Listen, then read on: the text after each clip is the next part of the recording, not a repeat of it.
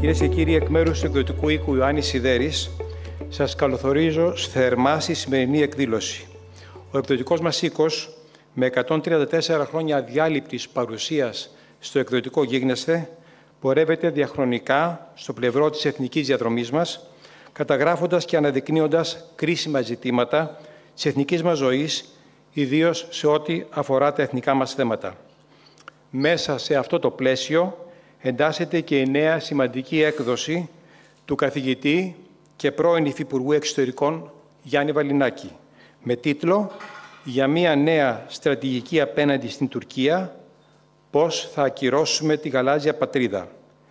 Επιτρέψτε μου στο σημείο αυτό να εκφράσω τις θερμές ευχαριστίες στον κύριο Βάγγενο Βελιζέλο, ο οποίος με την μακρά και πολυσήμαντη πορεία του στην πολιτική και την επιστήμη έχει συμβάλει ουσιαστικά στο δημόσιο βίο της χώρας και στον εθνικό προβληματισμό. Στον έγκριτο δημοσιογράφο κύριο Παντελή Σαββίδη, ο οποίος θα συντονίσει τη συζήτηση, και φυσικά στον συγγραφέα κύριο Γιάννη Βαλινάκη για την εμπιστοσύνη που δείχνει στον εκδοτικό μας οίκο και για τη δημιουργική συνεργασία που έχουμε αναπτύξει όλα αυτά τα χρόνια. Κάθε συγγραφικό έργο του Γιάννη Βαλινάκη αποτελεί μια πολύτιμη συμβολή στο δημόσιο διάλογο για την εξωτερική πολιτική. Με τη μοναδική του εμπειρία και τη βαθιά του γνώση, ο συγγραφέας αναδεικνύει την ανάγκη για μια Ελλάδα που δεν στέκεται παθητικά απέναντι στις προκλήσεις, αλλά αναστοχάζεται και προτείνει λύσεις.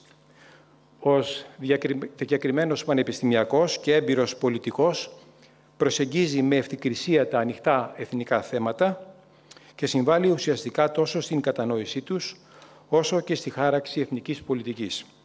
Χρησιμοποιώντας τα λόγια του Καβάφη, θα έλεγε κανείς πως ο Γιάννης Βαλινάκης αφουγκράζεται τη μυστική βοή των πλησιαζόντων γεγονότων, υποδεικνύοντας μια στάση εθνικής ευθύνης και εγρήγορσης, προτείνοντας έναν οξυδερκή και πατριωτικό τρόπο αντιμετώπισης των μεγάλων ζητημάτων. Το παρόν βιβλίο κυκλοφορεί σε μια ιδιαίτερα ρευστή και ταραγμένη εθνική συγκυρία, όπου η Τουρκία εκδηλώνει έναν μεθοδικό επεκτατικό αναθεωρητισμό. Μέσα σε αυτό το περιβάλλον, όπως επισημαίνει ο συγγραφέας, η Ελλάδα χρειάζεται επειγόντως μια νέα ενεργητική στρατηγική. Ένα γεωπολιτικό σχέδιο που θα μετατρέπει τη σκληρή και ήπια ισχύ σε έξυπνη ισχύ, υπηρετώντας μακροπρόθεσμα τα εθνικά μας συμφέροντα.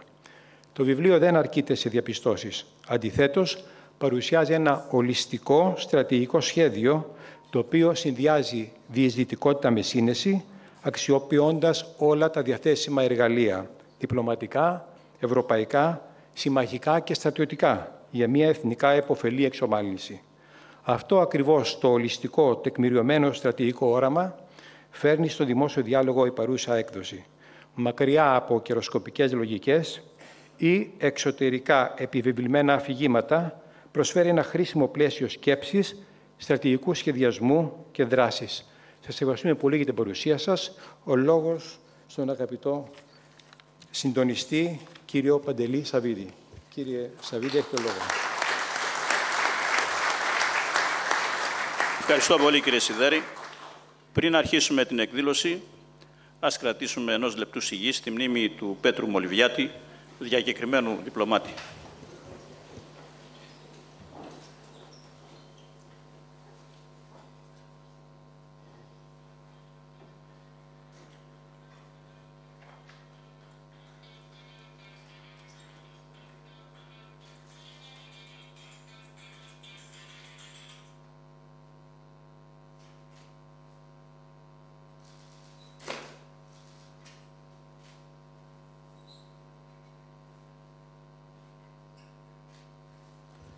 Αιωνία του η μνήμη.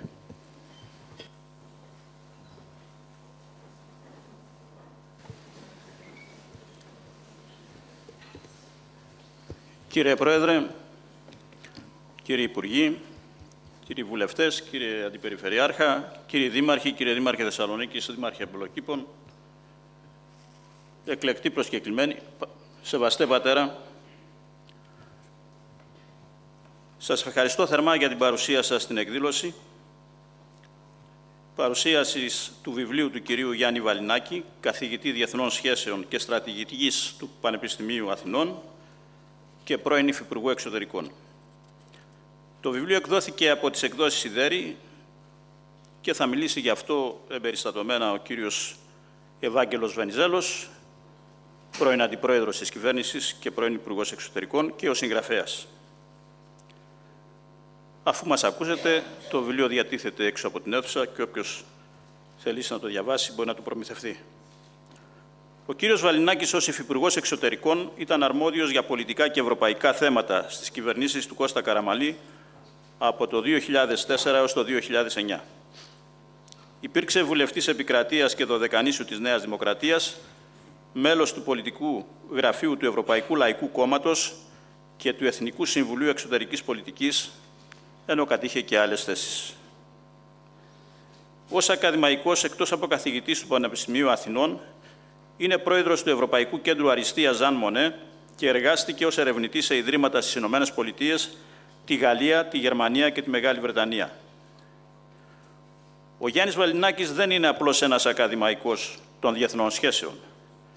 Με την πολιτική του εμπειρία βλέπει τις εξελίξεις στα θέματα εξωτερικής πολιτικής της χώρας και από τη σκοπιά της πράξης.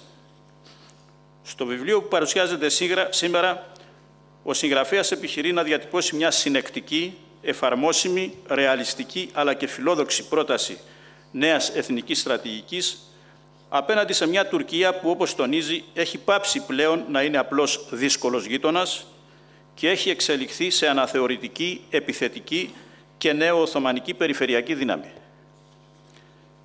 Η κεντρική θέση του κυρίου Βαλινάκη είναι σαφής.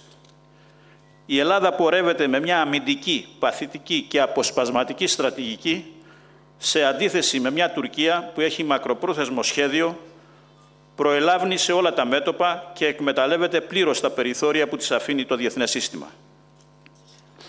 Ο συγγραφέας υποστηρίζει ότι εδώ και δεκαετίες η ελληνική πολιτική κινείται αντιδραστικά και όχι προδραστικά. Απουσιάζει κατά τον ίδιο ένας εθνικός οδικός χάρτης, ενώ η ρητορική περί διεθνούς δικαίου και συμμάχων δεν αντισταθμίζει την απουσία ισχύως και αποτρεπτικότητας. Ειδικά μετά το 2016, με το αποτυχημένο πραξικόπημα και τη μετατροπή της Τουρκίας σε ημιαυταρχικό καθεστώς, το βιβλίο τονίζει ότι η Άγκυρα δεν διστάζει πλέον να παραβιάζει την νομιμότητα μεθοδικά και πως η Ελλάδα οφείλει να προσαρμόσει τη στρατηγική της στην πραγματικότητα και όχι σε ευσεβείς πόθους. Το βιβλίο δεν μένει στην κριτική. Καταθέτει μια συγκροτημένη πρόταση για αναδιάταξη της ελληνικής στρατηγικής κουλτούρας σε 3 άξονες. Ο πρώτος είναι η αναβάθμιση της αποτροπής.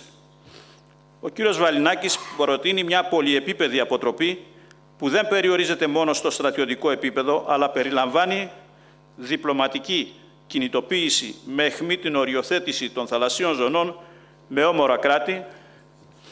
Στον πατέρα μια θέση.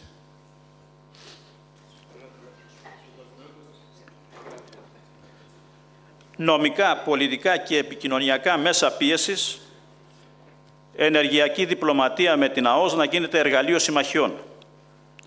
Δεύτερον, διπλωματία ενεργού παρέμβασης. Η Ελλάδα πρέπει, λέει, να πάψει να αρκείται σε ρόλο καλού μαθητή και να αναλάβει πρωτοβουλίες διαμόρφωσης του ευρωπαϊκού πλαισίου εναντί της Τουρκίας, ιδιαίτερα τώρα που η Ευρωπαϊκή Ένωση επαναξιολογεί τη σχέση της με τον Ερντογάν. Και τρίτον, ενίσχυση του στρατηγικού βάθους. Προτείνει να αποκτήσει η Ελλάδα στρατηγική παρουσία σε κρίσιμα σημεία από την Ανατολική Μεσόγειο μέχρι τα Δυτικά Βαλκάνια, ώστε να μην μένει γεωπολιτικά εγκλωβισμένη στο ελληνοτουρκικό διμερές. Το βιβλίο περιλαμβάνει αρκετές τολμηρές σκέψεις. Την ανάγκη προληπτικής ενεργοποίησης κυριαρχικών δικαιωμάτων, ακόμη και με κίνδυνο ρήξης, τη χρήση των ευρωπαϊκών θεσμών ως μοχλών πίεσης, να απαιτηθεί η σύνδεση της Τελωνειακής Ένωσης, Ευρωπαϊκής Ένωσης Τουρκίας με υποχρεώσεις έναντι της Ελλάδος, την πρόταση για μια ελληνική στρατηγική βίβλο, και αυτό πρέπει να προσεχθεί, θεσμοθετημένο και διακομματικά αποδεκτό στρατηγικό πλαίσιο για την επόμενη 20ετία. Το βιβλίο του Βαλινάκη είναι ένα κάλεσμα αφύπνισης, ούτε φοβικό, ούτε εφησυχαστικό. Μιλά τη γλώσσα της ισχύως, της αξιοπρέπειας και του ρεαλισμού. Δεν είναι ένα θεωρητικό δοκίμιο, είναι ένα σχέδιο εθνικής επιβίωσης. Η Τουρκία δεν θα αλλάξει επειδή θα το ελπίσουμε, ούτε επειδή θα την καταγγείλουμε. Θα αλλάξει στάση μόνο αν αντιληφθεί ότι η Ελλάδα έχει στρατηγική, έχει συμμαχίες και είναι έτοιμη να τις αξιοποιήσει μέχρι τέλους. Αυτό ακριβώς είναι το στίχημα του βιβλίου. Να δείξει ότι η Ελλάδα μπορεί να πάψει να είναι παθητικός παρατηρητής και να γίνει διαμορφωτής των εξελίξεων.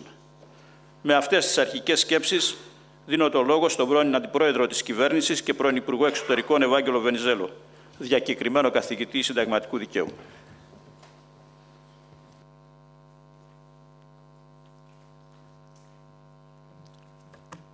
Ανοσιολογιότατε, σεβασμιότατε Μητροπολίτε Βελεστίνου, που χαιρόμαστε που πάρε επιδημείτε στην Θεσσαλονίκη, κύριε Πρόεδρε, πρώην Πρωθυπουργέ, κύριοι Υπουργοί, κυρίες και κύριοι Βουλευτές, κύριε Δήμαρχε Θεσσαλονίκης, κύριε Δήμαρχε Εμπελοκήπων και Πρόεδρε της Κεντρικής Ένωσης των Δήμων και ο Δήμαρχος Ευόσμου, στις περιοχές μου δηλαδή, τις γενέθλιες. Χαίρομαι πάρα πολύ γιατί βρισκόμαστε σήμερα εδώ με αφορμή το βιβλίο του Γιάννη Βαλινάκη, αλλά θέλω να προτάξω δύο λόγια για μια μεγάλη προσωπικότητα που έφυγε χθες από τη ζωή και τον τιμήσαμε με 1 λεπτού σιγή. Πρέπει να τον τιμήσουμε και με λίγα λόγια, τα οποία νομίζω ότι εκφράζουν και τον Κώστα Καραμαλή, του οποίου ο Πέτρος Μολυβιάτης υπήρξε στενός φίλος και συνεργάτης, κυρίως μέντορας, μπορώ να πω, σε πάρα πολλά θέματα. Ο Πέτρος Μολυβιάτης, είχα την ευκαιρία να πω χθες σε μια πολύ σύντομη δήλωση, είναι ένας από τους λίγους εκείνους ανθρώπους στο δημόσιο βίο που είναι διορισμένοι άτυπα, αλλά ουσιαστικά θεματοφύλακες της ιστορικής περίοδου της μεταπολίτευσης. Έζησε την μεταπολίτευση ως στιγμή μετάβασης από τη δικτατορία στη δημοκρατία, την εδραίωσή της στο πλευρό του Κωνσταντίνου Καραμαλή.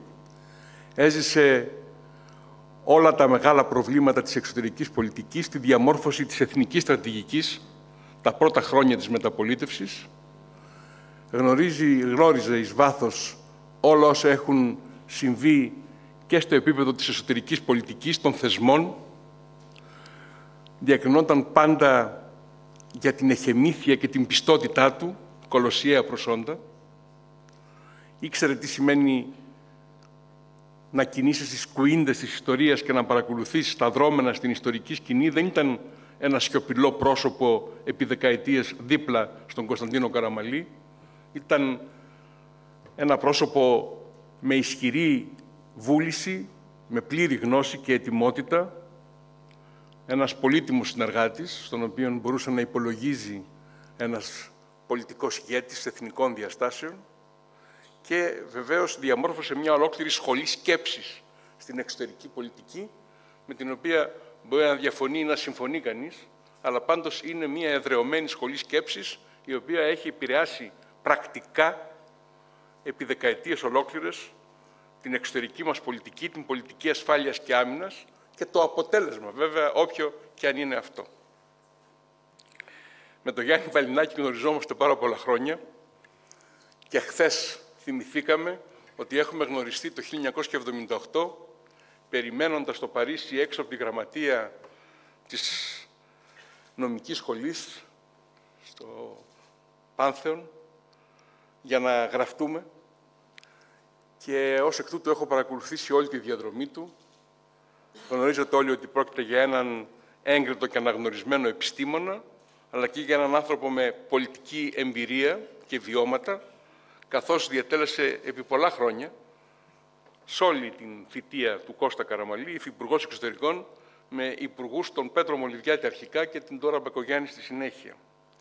Άρα, αυτά που λέει δεν τα λέει ως θεωρητική άσκηση, προφανώς αντιλαμβάνεται τις επιπτώσεις κάθε πρότασης, ακόμη και κάθε διαπίστωσης. Ο τίτλος του βιβλίου τα λέει όλα. Η ανάγκη για μια νέα στρατηγική απέναντι στην Τουρκία. Πώς να ακυρώσουμε την γαλάζια πατρίδα. Και βέβαια ένα τέτοιο βιβλίο είναι λογικό να το εκδίδουν οι εκδόσεις Σιδέρη. Ο κύριος Σιδέρης ο ίδιος είναι ρέκτης και ασχολείται με τα θέματα αυτά, όχι μόνο ως εκδότης, αλλά και ως διανοούμενος.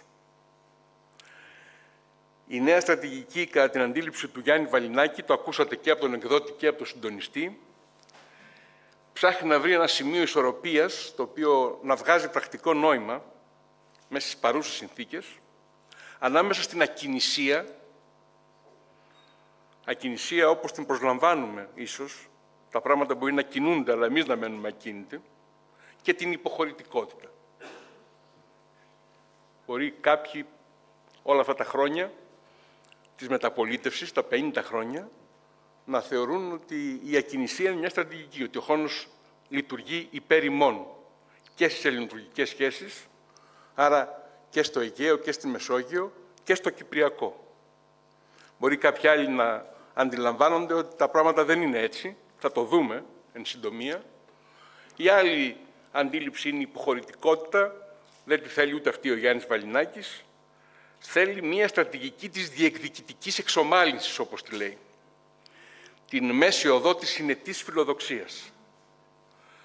Θα μας εξηγήσει ο ίδιος αυτό που προτείνει, τα είπε άλλωστε και στην μεγάλη παρουσίαση που έγινε στην Αθήνα.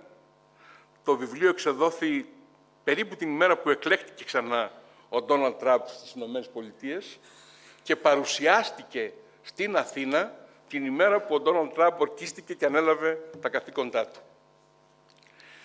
Πέρασαν από τότε 3 μήνες περίπου, 4, και μέσα αυτούς έχουμε την εμπειρία της νέας αμερικανικής διοίκησης. Βλέπουμε πώς αντιλαμβάνεται συναλλακτικά ο πρόεδρος των ΗΠΑ την εξωτερική πολιτική, την ηγεμονική θέση των ΗΠΑ στην Δύση, πώς αντιλαμβάνεται την Δύση ως στρατηγική οντότητα.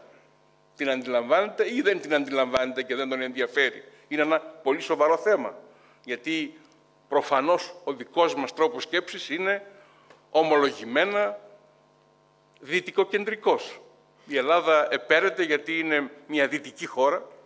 Είχε την τύχη να μείνει στο δυτικό στρατόπεδο μετά τον Δεύτερο Παγκόσμιο Πόλεμο και κατά τη διάρκεια ενός πολύ σκληρού εμφυλίου πολέμου και σε όλη την διάρκεια του ψυχρού πολέμου.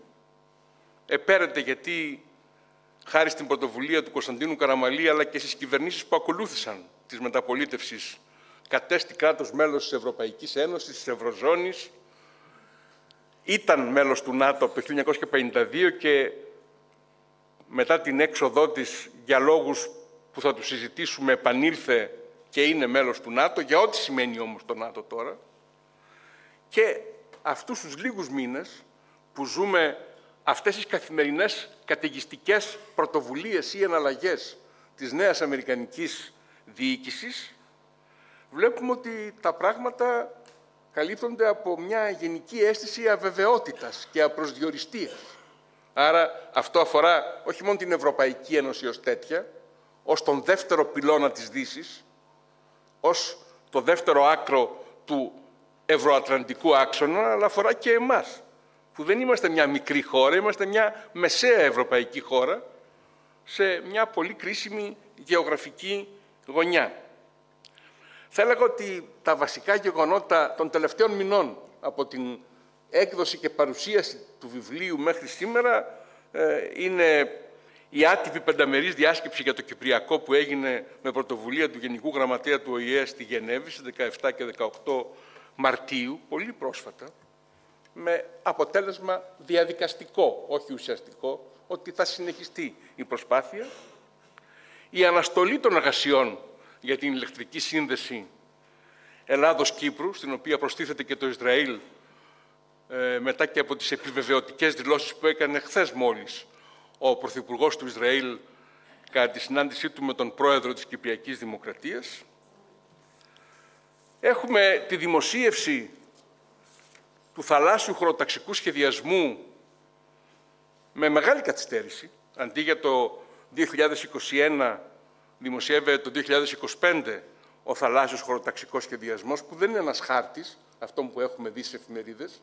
Είναι ένα εκτενές κείμενο 28 σελίδων στην εφημερίδα της κυβερνήσεως, με περιγραφικό, θα έλεγα, επιστημονικό, αναλυτικό, αλλά και κανονιστικό περιεχόμενο, με την παράδοξη διαπίστωση ότι στην εφημερίδα της κυβερνήσεως ο χάρτης δεν δημοσιεύεται. Δημοσιεύεται το κείμενο. Επίσης, είχαμε πριν το χάρτη, την προηγούμενη μέρα, την κήρυξη της αποκλειστικής οικονομικής ζώνης για την οριοθετημένη μεταξύ Ελλάδας και Ιταλίας περιοχή, δηλαδή την περιοχή του Ιωνίου μέχρι το Τέναρο. Η συμφωνία μας με την Ιταλία για την οριοθέτηση της ΑΟΣ, δηλαδή για την μετατροπή της αρχικής σύμβασης του 1977 μεταξύ των δύο χωρών, όταν ακόμη και οι χάρτες ήταν αναλογικοί και όχι ψηφιακοί. Αυτή η μετατροπή έγινε το 2020, αλλά το διάταγμα για την κήρυξη της ΑΟΣ έγινε μετά από 5 χρόνια.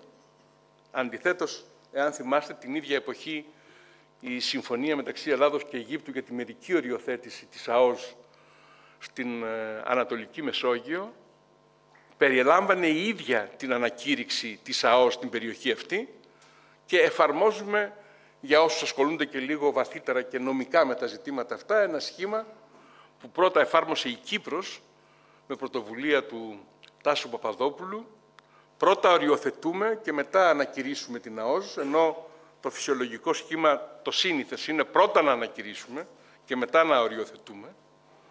Και βέβαια εδώ οι οριοθετήσεις είναι και μερικές, δηλαδή έχουμε κάνει μία μερική οριοθέτηση με την Αίγυπτο και μία οριοθέτηση επί τη βάση παλαιού ίχνους του 1977 με την Ιταλία. Αυτό έχει πολύ μεγάλη σημασία, γιατί το 1977 δεν ίσχυε η περιβόητη συνθήκη για το δίκαιο της θάλασσας, η Άγκλος που λέμε, η οποία είναι συνθήκη του 1982, ίσχυε η παλιότερη συνθήκη της Γενέβης που είχε άλλες αρχές και κυρίως την αρχή της μέσης απόστασης, της μέσης γραμμής και όχι την αρχή της ευθυδικίας ή, εν πάση περιπτώσει, και αν το πω κομψότερα, όπως το λέει η νομολογία, την αρχή της αναλογικότητας, του τεστ της αναλογικότητας όταν οριοθετούνται οι αποκλειστικές οικονομικές ζώνες.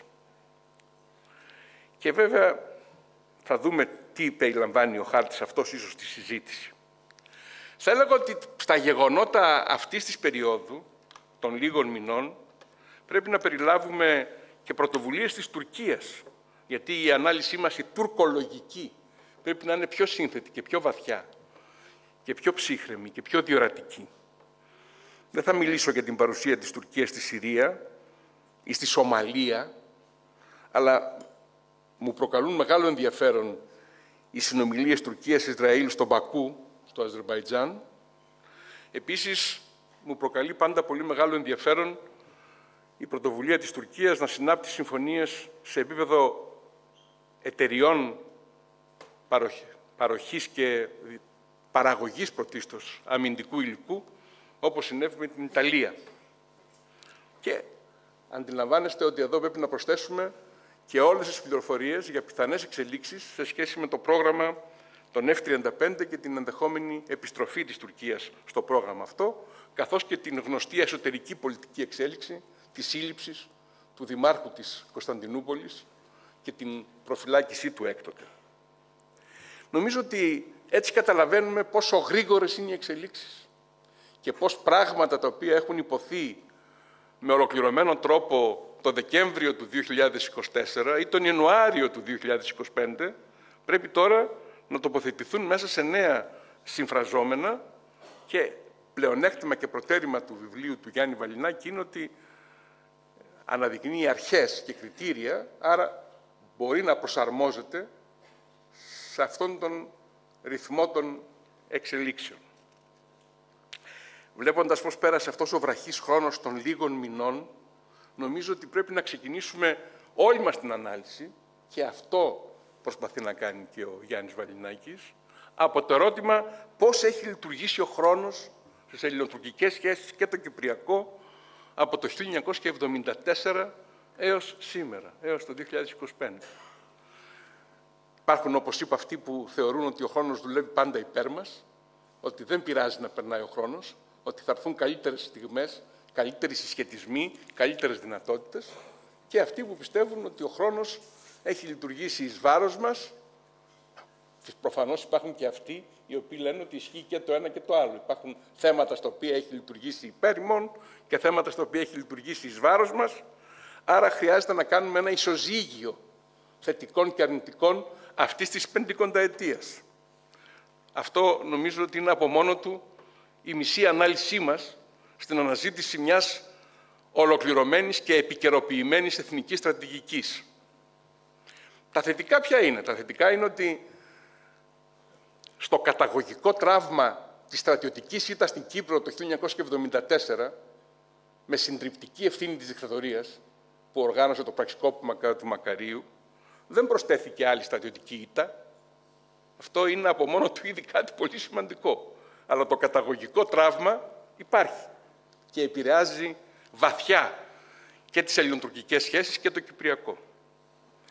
Επανενταχθήκαμε στο ΝΑΤΟ το 1980, μείναμε εκτός από το 1974 έως το 1980, με κάποιους όρους οι οποίοι ήταν προβληματικοί και εξακολουθούν να είναι, παρά την προσπάθεια που κάναμε έκτοτε να τους βελτιώσουμε, ιδίως διαπραγματευόμενοι τη νέα δομή διοίκησης το 2011. Το μεγάλο γεγονός, για το οποίο πρέπει να οφείλουμε ιστορικές χάρες πολλές στον Κωνσταντίνο Καραμαλή, είναι φυσικά η ένταξη της Ελλάδας στην Ευρωπαϊκή Ένωση και στη συνέχεια, την εποχή του Κώστα Σιμίτη, η ένταξη στην Ευρωζώνη βεβαίως. Αλλά και το γεγονός ότι η χώρα παρέμεινε μέσα στην Ευρωζώνη και μέσα στην Ευρωπαϊκή Ένωση κατά την δεκαετή διάρκεια της οικονομικής κρίσης, κατά την οποία ταλαντευτήκαμε μεταξύ της πλήρους καταστροφής και της διάσωσης. Η ένταξη της Κυπριακής Δημοκρατίας στην Ευρωπαϊκή Ένωση και την Ευρωζώνη είναι ένα κολοσιαίο κεκτημένο, το οποίο θα μπορούσε να μην έχει συμβεί, ιδίως μετά την απόρριψη του σχεδίου Ανάν σε δημοψήφισμα από την ελληνοκυπριακή κοινότητα, παρότι είχε γίνει δεκτό από την τουρκοκυπριακή. Αλλά είναι μια πολύ μεγάλη εθνική επιτυχία το γεγονός ότι χωρίς πολιτική λύση του Κυπριακού έχουμε εντός Ευρώπης και εντός Ευρωζώνης την Κυπριακή Δημοκρατία. Η εταιρική συνεργασία με τις Ηνωμένες Πολιτείες, με το Ισραήλ, κάτι που υιοθέτησαν όλες οι κυβερνήσεις τελικώς. Δεν ήταν αυτονόητο από την αρχή, υπήρχαν αντιστάσεις. Με την Αίγυπτο, με τα Ηνωμένα Αραβικά Εμιράτα, τώρα περισσότερο με τη Σαουδική Αραβία. Το ίδιο μας το επίπεδο οικονομικής και θεσμικής ανάπτυξης είναι πολύ σημαντικό. Το γεγονός ότι καταφέραμε τις οριοθετήσεις με την Ιταλία και την Αίγυπτο, έστω εν μέρη με την Αίγυπτο, έστω και με κάποιες παραδοχές, οι οποίες είναι υποχωρήσεις σε μια διαπραγμάτευση μεταξύ φιλικών κρατών, είναι κάτι πολύ σημαντικό. Η αναδιοργάνωση των ενόπλων δυνάμεων, τα εξοπλιστικά προγράμματα, παρά τις εσωτερικές αλληλοκαταγγελίες και παρά τις καθυστερήσεις. Και βέβαια κάτι το οποίο είναι πάρα πολύ σημαντικό για το Κυπριακό είναι ότι για πρώτη φορά το 2004, για πρώτη φορά, έχουμε αναγνώριση του δικαιώματος του κυπριακού λαού στην αυτοδιάθεση μέσω των δύο κοινοτήτων, διότι κάθε λύση προϋποθέτει δημοψήφισμα, κάτι που δεν ήταν αυτονόητο έως τότε και που δεν έγινε το 1960, που δεν είχαμε δημοψήφισμα, αλλά είχαμε μια διεθνή συνθήκη και ένα σύνταγμα που επιβλήθησαν. Τώρα τα αρνητικά. Το καταγωγικό τραύμα το ανέφερα. Αυτό είναι καταλυτικό, είναι ένα ολόκληρο σύνδρομο το οποίο μας κατατρίχει.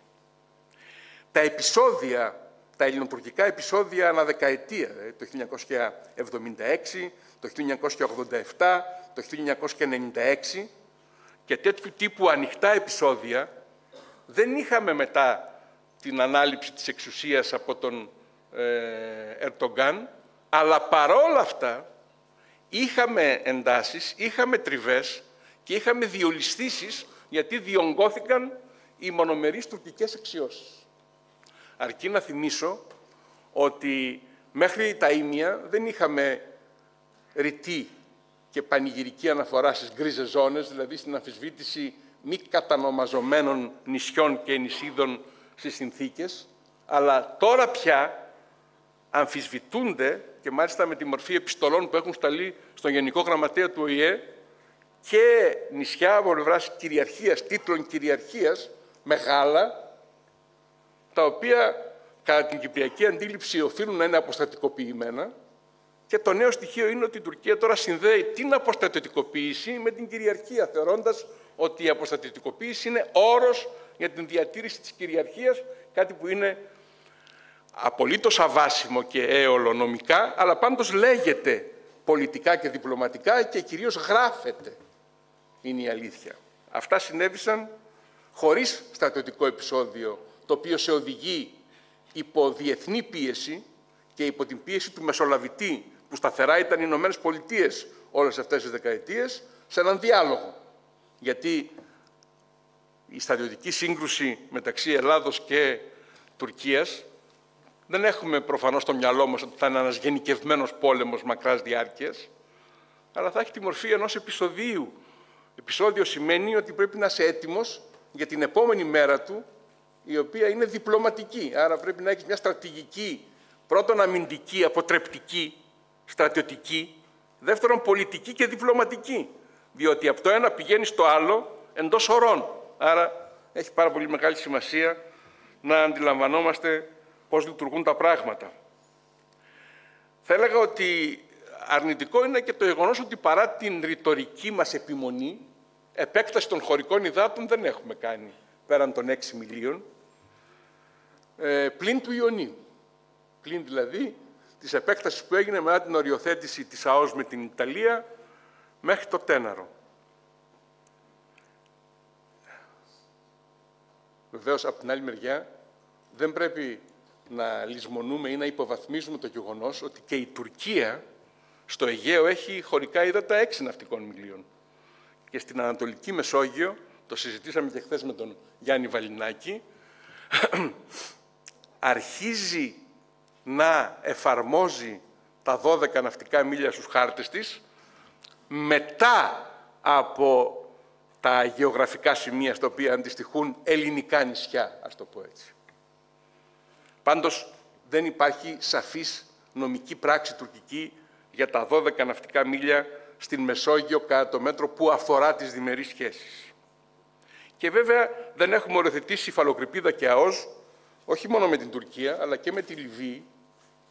Καλά το παράνομο τουρκολιβικό μνημόνιο, αλλά εκκρεμεί και η δική μας οριοθέτηση, και με την Αλβανία, παρότι η κυβέρνηση Κώστα Καραμαλή με την Ντόρα Μπακογιάννη είχε κάνει μια πολύ μεγάλη κίνηση και είχε υπογραφεί μια συμφωνία, η οποία ακυρώθηκε από το Αλβανικό Συνταγματικό Δικαστήριο και στη συνέχεια η Αλβανία υπαναχώρησε και τώρα περιμένουμε να εφαρμοστεί στην πράξη η συμφωνηθήσα προσφυγή στο Διεθνές Δικαστήριο της Χάγης, αλλά αυτό δεν έχει γίνει. Και βέβαια, αυτά τα χρόνια όλα δεν έχουμε εκμεταλλευτεί τους υποθαλάσσιους ορυκτούς πόρους μας. Ούτε στην Ελλάδα, ούτε στην Κύπρο, γιατί στην Κύπρο γίνεται πολύ μεγάλη συζήτηση για την αξιοποίηση, για την παραχώρηση, για την έρευνα, αλλά εκμετάλλευση δεν έχουμε.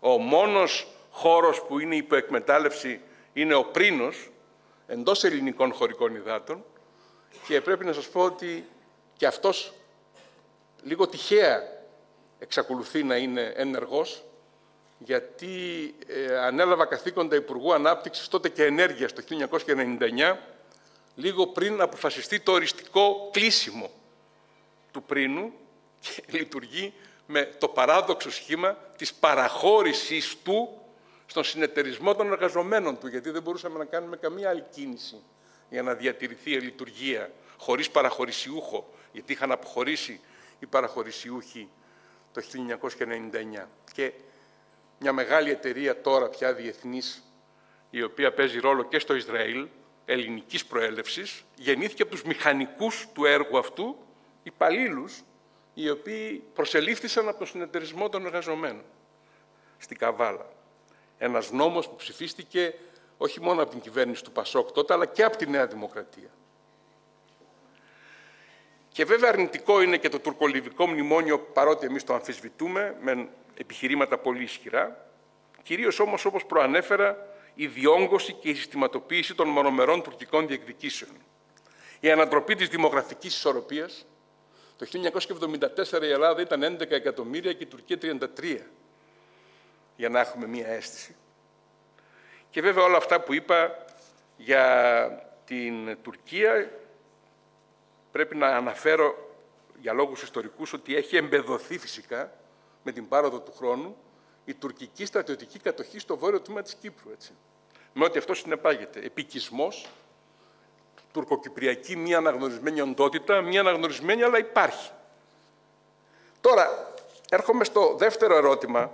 πώς συγκροτήθηκε η εθνική στρατηγική της μεταπολίτευσης και πώς υιοθετήθηκε από όλα τα κόμματα, πάντως σίγουρα από το αρχικό ιστορικό δίδυμο Κωνσταντίνος Καραμαλής Ανδρέας Παπανδρέου και μετά προσέθεσαν όλοι οι διατελέσαντες κοινοβουλευτικοί πρωθυπουργοί την δική τους συμβολή, αλλά ξέρετε αυτή η στρατηγική έχει εμπολής συγκροτηθεί μέσα από την πίεση των γεγονότων.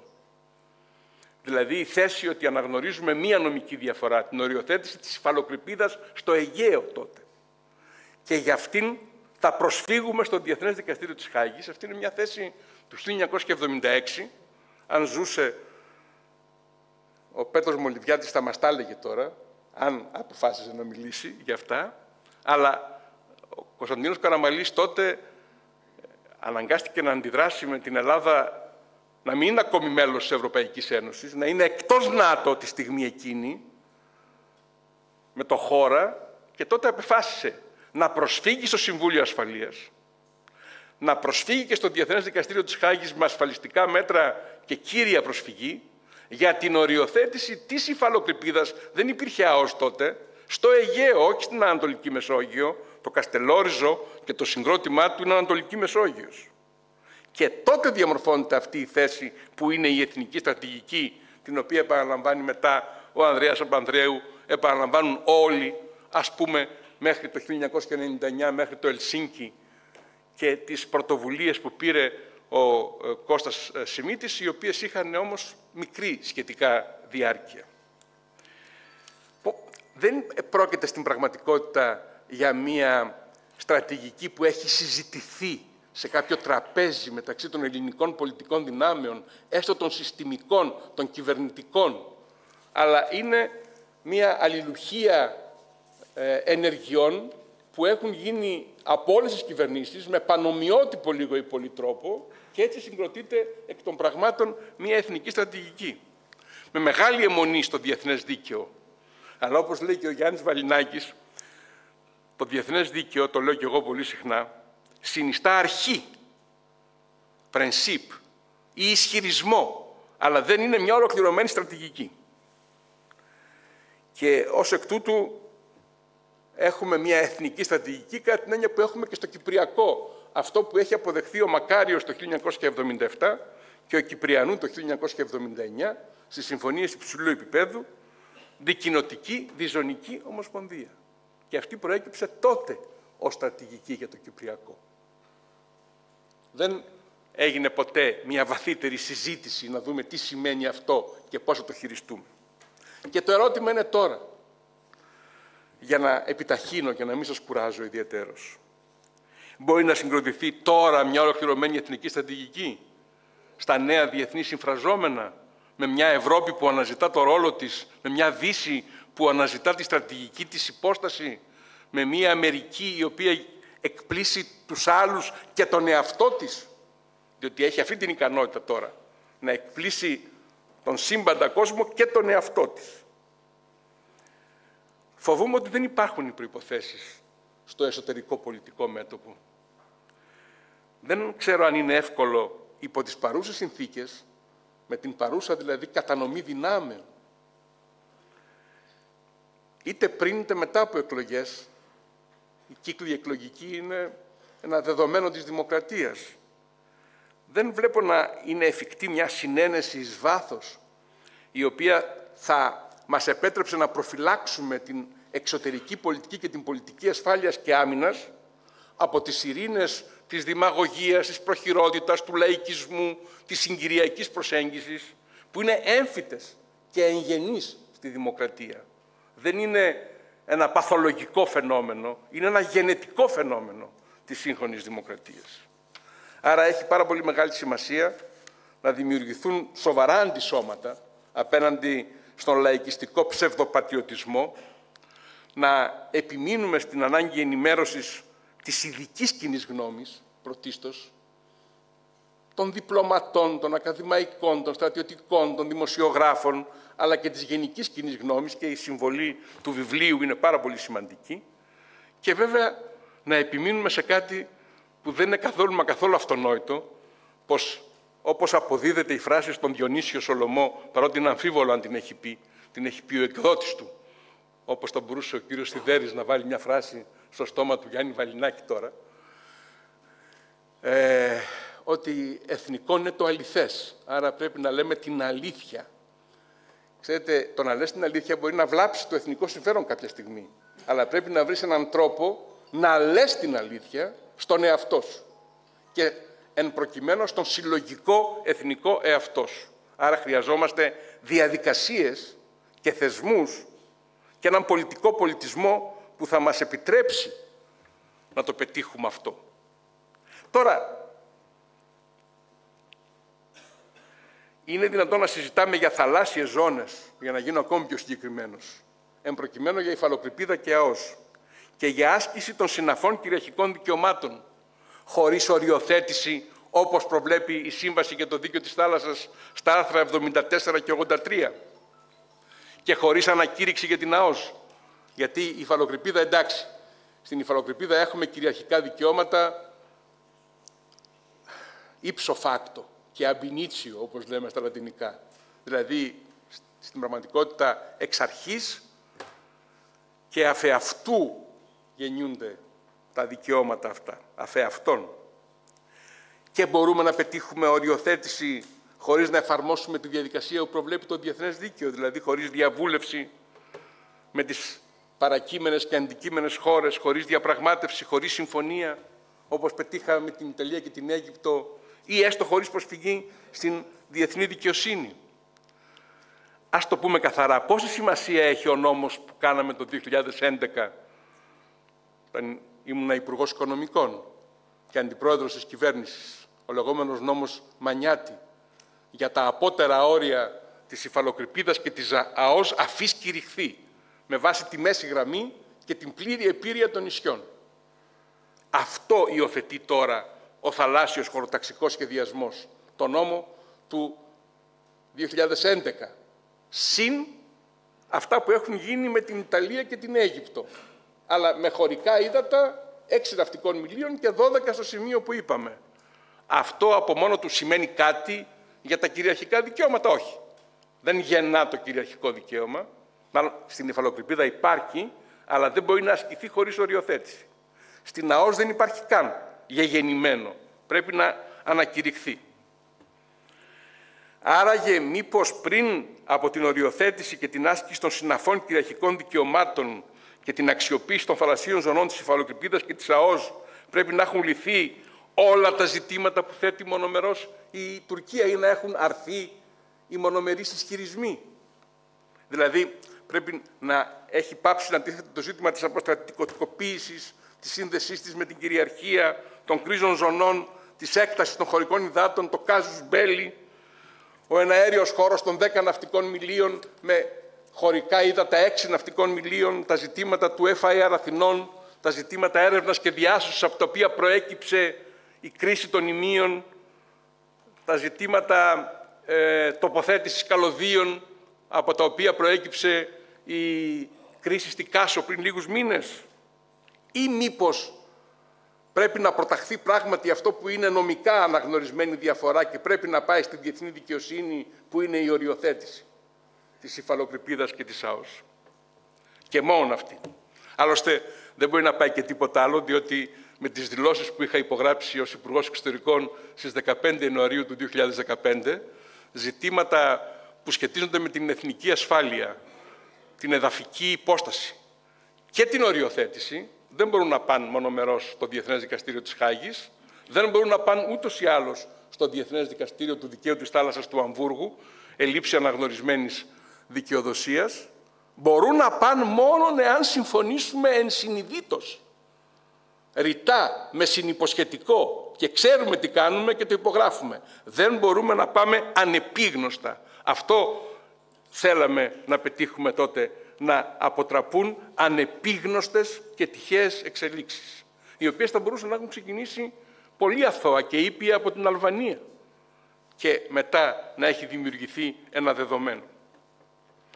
Επίσης, έχουμε ποτέ συζητήσει, έστω σε ένα επίπεδο διακομματικό, ποιες παραδοχές έχει κάνει η Ελλάδα μέσω των συμφωνιών με Ιταλία και Αίγυπτο? Δηλαδή ποιες αρχές έχουμε εφαρμόσει, ποια κριτήρια, τι έχουμε δεχτεί για τα νησιά, τι έχουμε δεχτεί για την μέθοδο, τι έχουμε δεχτεί για το δικονομικό σύστημα επίλυσης διαφορών. Έχει πολύ μεγάλη σημασία να σας πω εδώ, και τελειώνω πολύ σύντομα, τι συζητούσαμε στις διερευνητικές επαφές που επιβάλλει το Διεθνές Δίκαιο από το 2002 έως το 2013 και τι άλλαξε το 2013 που ανέλαβα το Υπουργείο Εξωτερικών, το τονίζει με την καλοσύνη αυτή ο Γιάννης Βαλινάκης. Ξέρετε, σε 52 γύρους στην πραγματικότητα συζητούσαμε μόνον την έκταση των ελληνικών χωρικών υδάτων στο Αιγαίο. Ούτε καν στη Μεσόγειο, στην οποία όλες οι χώρες έχουν 12 ναυτικά μίλια, πλην της Ελλάδος και εν μέρη της Τουρκίας. Στο Αιγαίο ούτως ή άλλως, αν μη τι άλλο, έχουμε 6 και οι 2. Στο στενά νοούμενο, στο γεωγραφικά νοούμενο Αιγαίο, έτσι, στο επισήμως νοούμενο Αιγαίο, όχι σε αυτό που λέμε ποιητικά Αιγαίο. Άρα έχει πάρα πολύ μεγάλη σημασία να πούμε ότι τότε, το 2013 δηλαδή, από τον 53ο γύρο, πάψαμε να μιλάμε για τα χωρικά μας ύδατα που είναι κυριαρχία, που είναι δικαίωμα της χώρας, για το οποίο δεν επιτάσσεται διαβούλευση και συμφωνία. Πάψαμε να μιλάμε μόνο για το Αιγαίο, προσθέσαμε τη Μεσόγειο. Πάψαμε να μιλάμε μόνο για την υφαλοκρηπίδα, προσθέσαμε και την αποκλειστική οικονομική ζώνη. Αυτό είναι μια σημαντική εξέλιξη. Προσθέσαμε και κάτι άλλο, ξέρετε. Προσθέσαμε μια ερώτηση προς την άλλη πλευρά. Ποιον κανόνα αναφοράς θα δεχόσασταν? Ποιον κανόνα αναφοράς θα δεχόσασταν? Διότι λέμε με πολύ μεγάλη έμφαση, ακέρος ευκέρος, η Ελλάδα έχει υπογράψει τη Σύμβαση για το Δίκαιο της Θάλασσας και την επικαλείται, αλλά η Τουρκία δεν την έχει υπογράψει. Ναι, η Τουρκία δεν την έχει υπογράψει, όντως. Δεσμεύεται από το περιεχόμενό της ως εθιμικό διεθνές δίκαιο, που είναι και πιο ισχυρό μερικές φορές. Αλλά και το Ισραήλ δεν την έχει υπογράψει. Και οι Ηνωμένες Πολιτείες δεν την έχουν υπογράψει. Δηλαδή, όταν λέμε η Τουρκία δεν έχει υπογράψει τη Σύμβαση, δεν είμαστε ακριβείς. Το ακριβές είναι και η Τουρκία, όπως οι Ηνωμένες Πολιτείες, όπως και το Ισραήλ, δεν έχει υπογράψει τη Σύμβαση. Ποιον κανόνα αναφοράς, λοιπόν? Θα περίμενε να πει κανείς τη Σύμβαση, μα δεν την έχει υπογράψει. Τους κανόνες του εθιμικού διεθνούς δικαίου που ταυτίζονται με τη Σύμβαση. Και απαντάει η Τουρκία, ναι, αποδέχομαι ως κανόνα αναφοράς την ομολογία των διεθνών δικαιοδοτικών οργάνων. Τι είναι αυτή η νομολογία των διεθνών δικαιοδοτικών οργάνων? Μήπως είναι η νομολογία του Συμβουλίου Επικρατείας, με χιλιάδες αποφάσεις κάθε χρόνο, με αντιφατικές αποφάσεις? Ή είναι η νομολογία του Αρείου Πάγου? Η νομολογία είναι 30 αποφάσεις. 30 αποφάσεις. Η επιστήμη τις ξέρει τις αποφάσεις αυτές. Τις έχει ταξινομήσει, τις έχει αναλύσει, έχει αναδείξει τις αρχές. Ξέρουμε ποιο είναι το πλαίσιο αναφοράς αυτό. Αναφέρθηκα στη σημασία των δηλώσεων της 15ης Ιανουαρίου του 2015, παραμονές εκλογών, αλλά δεν ήθελα να το αφήσω για την επόμενη κυβέρνηση. Και βέβαια, μετά το 2019, μετά τις εκλογές, μετά την αλλαγή του πολιτικού σκηνικού, έχουμε μια σειρά από επιστολές τουρκικές και από απαντήσεις ελληνικές στον Οργανισμό Ηνωμένων Εθνών. Τα θέματα, για να έχουμε μια αίσθηση που αναδεικνύονται, είναι κατά βάση δύο. Το ένα είναι η τουρκική πρόταση για περιφερειακή συμφωνία οριοθέτησης στη Μεσόγειο, από την οποία εξαιρεί μόνον την Κυπριακή Δημοκρατία, την Ελληνοκυπριακή Διοίκηση της Νοτιού Κύπρου, όπως τη λέει. Αλλά την Ελλάδα δεν την εξαιρεί.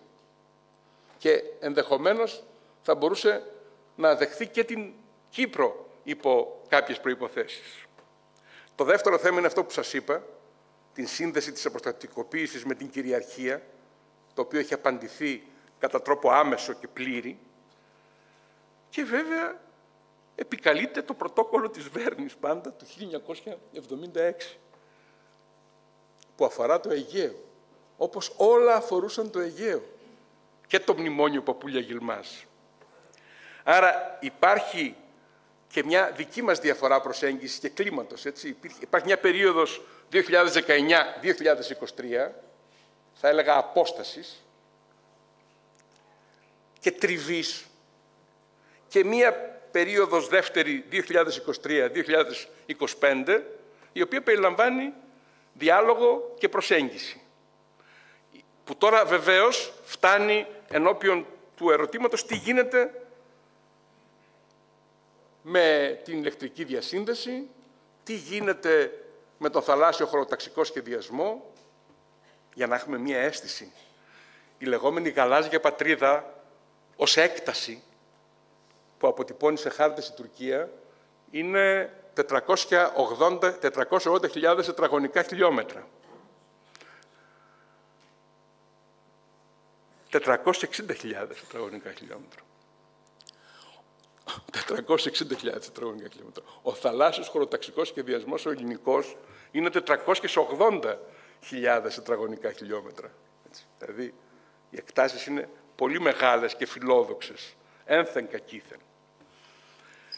Και βεβαίως, και κλείνω με αυτό, πραγματικά τώρα, γιατί το εξήγηλα 3 φορές, αυτά όλα έχουν σημασία εάν τα μεταφέρουμε στο επίπεδο της πολιτικής ασφάλειας και άμυνας. Ξέρετε, η Ελλάδα δεν σοκάρεται τόσο πολύ από αυτά που συμβαίνουν στις ΗΠΑ, στην Ευρώπη, στη Δύση, γιατί πάντα είχε το δικό της υβριδικό, ειδικό πρόβλημα.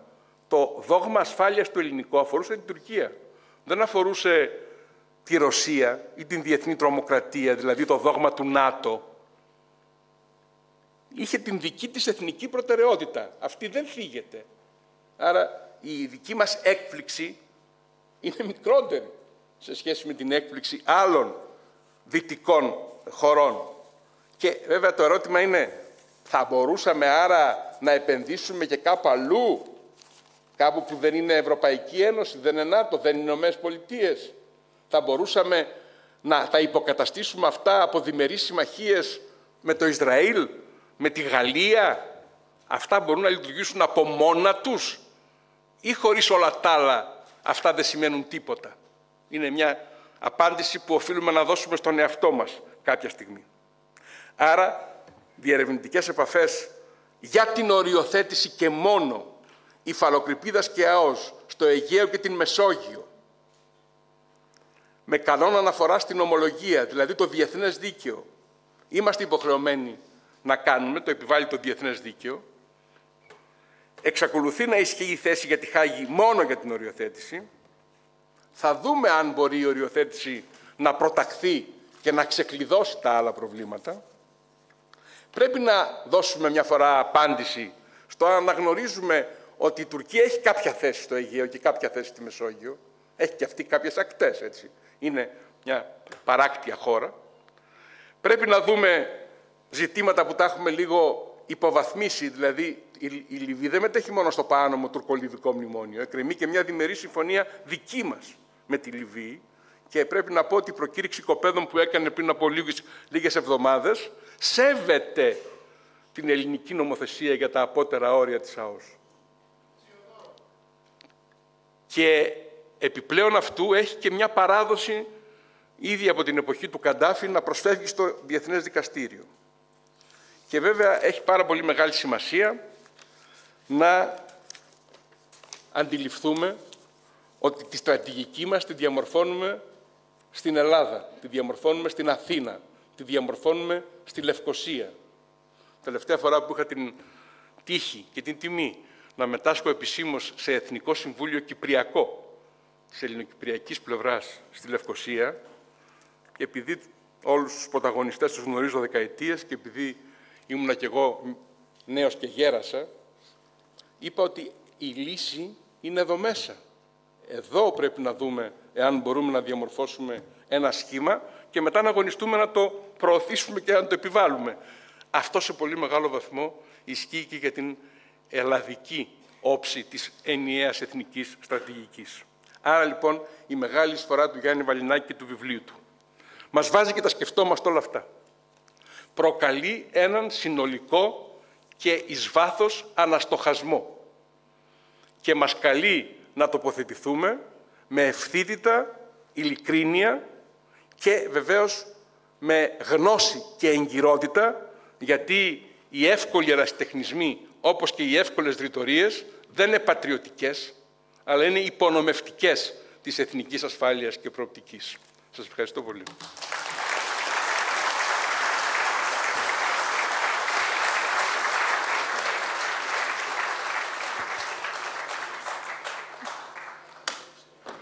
Ευχαριστούμε τον κύριο Αντιπρόεδρο και πρώην Υπουργό Εξωτερικών, τον κύριο Ευάγγελο Βενιζέλο. Με σαφήνεια περιέγραψε το σύνολο των ελληνοτουρκικών διαφορών, προβληματίστηκε πάνω σε αυτές. Η κατάληξή του ήταν αυτή που οδηγεί σε ένα αδιέξοδο και σήμερα. Δηλαδή, πάμε στα ζητήματα που εμείς έχουμε τις θέσεις μας, στα διεθνή δικαιοδοτικά όργανα και συζητάμε μέχρι εκείνα τα όρια που είναι ένας κοινός τόπος σχεδόν όλων των πολιτικών κομμάτων. Η παρέμβαση του κυρίου Βαλινάκη είναι ότι σε αυτή την μάλλον επιβλαβή ισορροπία σημερινή, πώς μπορούμε να διεκδικήσουμε αποτελεσματικά τα κυριαρχικά μας δικαιώματα και να διαφυλάξουμε την κυριαρχία μας. Και γι' αυτό έχει ενδιαφέρον να τον ακούσουμε. Για να σας ακούσουμε, κύριε Υπουργέ.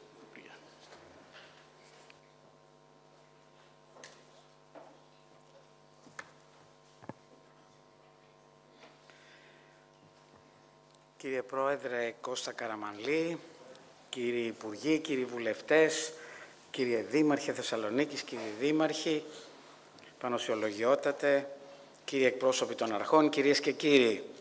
Θέλω να ευχαριστήσω θερμά τον Πρόεδρο και πρώην Υπουργό Βαγγέλη Βενιζέλο για την τιμή που μου κάνει να παρουσιάσει το βιβλίο μου σήμερα και για τα καλά του λόγια. Να ευχαριστήσω επίσης τον πρώην Πρωθυπουργό Κώστα Καραμανλή για τις ευκαιρίες που μου έδωσε να αποκτήσω εξαιρετικά χρήσιμες εμπειρίες που βρίσκονται πίσω από το γράψιμο αυτού του βιβλίου. Τον Παντελή Σαββίδη για τον συντονισμό, τον Πρόεδρο και την Εταιρεία Μακεδονικών Σπουδών, καθώς και τον εκδότη μου Ανδρέα Σιδέρη για τη σημερινή παρουσίαση του βιβλίου μου στη Συμπρωτεύουσα. Ευχαριστώ όλους εσάς, τους εκλεκτούς φίλους που ήρθατε να μας ακούσετε. Κυρίες και κύριοι, οφείλω να ξεκινήσω αποτείοντας τον οφειλόμενο φόρο τιμής, τον Πέτρο Μολυβιάτη, ένα σπουδαίο πατριώτη που υπηρέτησε επί πολλές δεκαετίες με αφοσίωση και ανιδιοτέλεια το εθνικό συμφέρον. Διετέλεσε έμπιστος συνεργάτης του Κωνσταντίνου Καραμανλή, αλλά και αποτελεσματικός υπουργός εξωτερικών επί της διακυβέρνησης Κώστα Καραμανλή. Συνεργάστηκα μαζί του στενά επί μια οκταετία, κατά την οποία είχα την ευκαιρία να γνωρίσω τη διπλωματική του δεινότητα, ευθυκρισία και οξύνια και να μάθω πολλά. Με το έργο του, πιστεύω, και την γενικότερη ευπρέπειά του κέρδισε δίκαια τη γενική αποδοχή και αναγνώριση πέρα από κόμματα και παρατάξεις. Μιλώντας για την εθνική στρατηγική στη Θεσσαλονίκη, δεν θα μπορούσα να μην αναφερθώ στην μεγαλοφυή εξωτερική πολιτική του Κωνσταντίνου Καραμανλή, που αποτέλεσε και τον βασικό οδηγό όλων όσοι υπηρετήσαμε στις κυβερνήσεις Κώστα Καραμανλή. Λέγεται συχνά ότι όλες οι κυβερνήσεις ακολουθούν την πολιτική του στα ελληνοτουρκικά, ο ισχυρισμός όμως δεν είναι ακριβής. Ο Κωνσταντίνος Καραμανλής είχε έγκαιρα διαγνώσει τον μεγάλο εθνικό κίνδυνο που συνιστά η τουρκική διεκδικητικότητα και επιθετικότητα. Γι' αυτό και φρόντισε να ισχυροποιήσει την Ελλάδα με μια πολυδιάστατη στρατηγική που περιελάμβανε την ένταξη στην Ευρωπαϊκή Κοινότητα, τότε Ευρωπαϊκή Οικονομική Κοινότητα, σήμερα Ευρωπαϊκή Ένωση, ως αποτρεπτική ασπίδα και πολλαπλασιαστή ισχύος κατά της Τουρκίας. Όμως η ιστορική του αυτή επιτυχία, με ορισμένες εξαιρέσεις, δυστυχώς δεν αξιοποιήθηκε στο δέοντα βαθμό. Περιελάμβανε επίσης η στρατηγική αυτή την στρατιωτική ενδυνάμωση με υψηλές αμυντικές δαπάνες, που σε σχέση με την τότε αδύναμη Τουρκία άγγιζαν κατά μέσον όρο το 6% του ΑΕΠ. Πάνω απ' όλα, ο Κωνσταντίνος Καραμανλής γνώριζε πώς να διεκδικεί, να διαπραγματεύεται σκληρά, να μοχλεύει τις συμμαχίες, να συλλαμβάνει τη δυναμική του συσχετισμού ισχύως. Ιδιαίτερα ανακριβής είναι ο παραλληλισμός που γίνεται ως προς την προσφυγή στο δικαστήριο της Χάγης. Πράγματι συγκαταλεγόταν ανάμεσα στις επιλογές του. Όμως τότε αντιμετωπίζαμε μια Τουρκία η οποία αποδεχόταν την ελληνικότητα όλων των ελληνικών νησιών του Αιγαίου. Και άρα συζητούσαμε μόνο το πώς θα οριοθετήσουμε την υφαλοκρηπίδα κοντά στις τουρκικές ακτές. Και διαφεύγει, φοβούμε, από πολλούς που εξακολουθούν να ομνύουν αποκλειστικά στην προσφυγή στη Χάγη, ότι πλέον έχουν αλλάξει δραματικά βασικές συνθήκες. Συγκεκριμένα, ως αποτέλεσμα της ήττας μας στα Ήμια, η Άγκυρα αμφισβητεί έκτοτε την ελληνικότητα 160 μικρών νησιών του Αιγαίου και τα θεωρεί συνεπώς τουρκικά, αρχικά γκρίζες ζώνες, τώρα πλέον νησιά υπό ελληνική κατοχή. Με αυτόν τον παραλογισμό αρνείται επί δεκαετίες να αποδεχθεί μια προσφυγή στη Χάγη αν δεν εξασφαλίσει προηγουμένως ότι το συνολικό καθεστώς του Ανατολικού Αιγαίου τουλάχιστον θα τεθεί σε επαναδιαπραγμάτευση. Δηλαδή η ελληνική κυριαρχία στα νησιά μας και μαζί της τα χωρικά ύδατα, ο εναέριος χώρος, το δικαίωμα άμυνάς τους, η ΑΟΣ και πολλά άλλα. Κυρίες και κύριοι, η τουρκική απειλή πλέον καθημερινά γιγαντώνεται, ενώ παράλληλα αναδύεται γύρω μας ένας κόσμος διαρκώς ασταθέστερος και συγκρουσιακός. Η Δύση απειλείται με διάσπαση και η Ευρωπαϊκή Ένωση παλινοδεί, αδύναμη, χωρίς όραμα. Όλα αυτά παραπέμπουν λογικά σε μια τέλεια καταιγίδα για τον ελληνισμό που πλησιάζει απειλητικά. Δυστυχώς όμως μεγάλο τμήμα των πολιτικών δυνάμεων και της κοινωνίας επιδεικνύει ανησυχητική άγνοια κινδύνου. Υπό ανάλογες συνθήκες σε μια άλλη χώρα θα σήμανε εθνικός συναγερμός. Το νέο μου βιβλίο αποτελεί ακριβώς απότοκο εθνικής αγωνίας για την καθημερινά διωγγούμενη απειλή και θέτει γι' αυτό το κατά τη γνώμη μου κέριο ερώτημα. Αποδίδει η στρατηγική μας για την αντιμετώπιση της Τουρκίας? Συγκρατεί ή ακυρώνει την τουρκική επιθετικότητα και τη γαλάζια πατρίδα? Ή, αν όπως αποδεικνύεται, όπως πιστεύω στο βιβλίο, δεν επαρκεί, ποιος είναι ο ενδεδειγμένος τρόπος αντιμετώπισης της Τουρκίας, με επικοινωνιακές ατάκες, διεθνολογικές θεωρίες, μαγικές λύσεις πανάκια ή τελικά με ένα ολοκληρωμένο, φιλόδοξο, διεκδικητικό αλλά και υλοποιήσιμο εθνικό σχεδιασμό? Ένα τέτοιο συνολικό σχέδιο προσπάθησα να σκιαγραφίσω στο βιβλίο, κάτι νομίζω σπάνιο στη χώρα μας που δεν φημίζεται για το σχεδιασμό της, προτείνοντας δεκάδες τεκμηριωμένα και υλοποιήσιμα μέτρα στους επιμέρους τομείς της διπλωματίας, της άμυνας, του διεθνούς δικαίου, των συμμαχιών, των μυστικών υπηρεσιών, του Κυπριακού κλπ. Επιτρέψτε μου να επικεντρωθώ στα κυριότερα σημεία της στρατηγικής μας που κατά τη γνώμη μου πάσχουν. Πρώτον, το πρόβλημα Τουρκία με την πάροδο του χρόνου διωγγώνεται. Αντιμετωπίζουμε έναν μακρόπνο στρατηγικό σχεδιασμό της Τουρκίας, τον αιώνα της Τουρκίας όπως τον ονομάζει, με ψευδαισθήσεις, σπονδές στο δίκαιο και επικοινωνιακές εξαγγελίες που μάλιστα μεταβάλλονται από υπουργό σε υπουργό. Ακολουθούμε τη βολική τακτική της ατέρμονης αναβλητικότητας, λόγω αδιαφορίας, πολιτικής αφέλειας ή και φοβικότητας, ενώ παράλληλα καλλιεργούνται στην κοινή γνώμη επικίνδυνες ψευδαισθήσεις περί απομονωμένης και θρασίδηλης Τουρκίας, η οποία δήθεν δεν εννοεί όσα εξαγγέλει, η επιθετικότητα της οποίας είναι παροδική και προορίζεται για εσωτερική κατανάλωση, ότι θα συνετιστεί από συμμάχους μας και τη διεθνή νομιμότητα και τη διεθνή κοινότητα, ότι η πάροδος του χρόνου μας ευνοεί, ότι διαθέτουμε υπεροπλία, εξασφαλισμένες αντιτουρκικές συμμαχίες και άλλα παρόμοια αφηγήματα εφησυχασμού.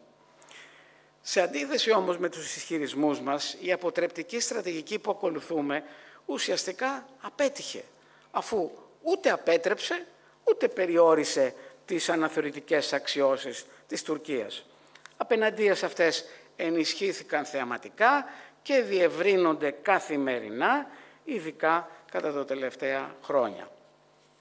Ακόμη χειρότερα, αρνούμαστε να συνειδητοποιήσουμε ότι η Τουρκία μας αποτρέπει με μόνο όπλο μάλιστα τις απειλές της, χωρίς δηλαδή να πέσει μια ντουφεκιά από την άσκηση πολλών δικαιωμάτων μας και επιχειρεί δια του διαλόγου στα μέτρα της να μετατρέψει την αδράνειά μας σε συμφωνίες με το στυλό.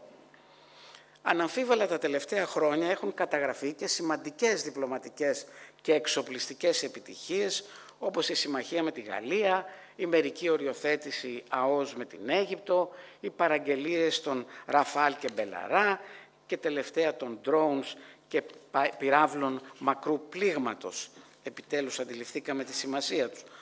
Ωστόσο, χάθηκαν και χάνονται σημαντικές ευκαιρίες, ενώ αδυνατούμε ως επιστοπλίστων να αξιοποιήσουμε τις επιτυχίες μας.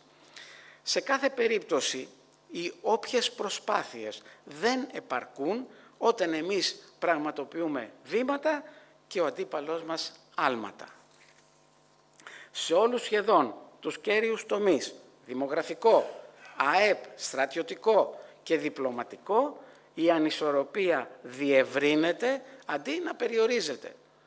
Στο στρατιωτικό τομέα, κατά παγκόσμια πρωτοτυπία, επερώμαστε για την δίθεν υπεροπλία μας, απομονώνοντας μία μόνο οπλική κατηγορία, τα μαχητικά αεροσκάφη, συμπεριλαμβάνοντας και τους μελλοντικούς μας εξοπλισμούς, τους οποίους συγκρίνουμε με τους σημερινούς τουρκικούς, και αφαιρώντας εντελώς από την εξίσωση κάθε οπλική κατηγορία που δεν μας ευνοεί, πολεμική βιομηχανία, πυράβλους, μη επανδρωμένα συστήματα, κυβερνοπόλεμο κλπ.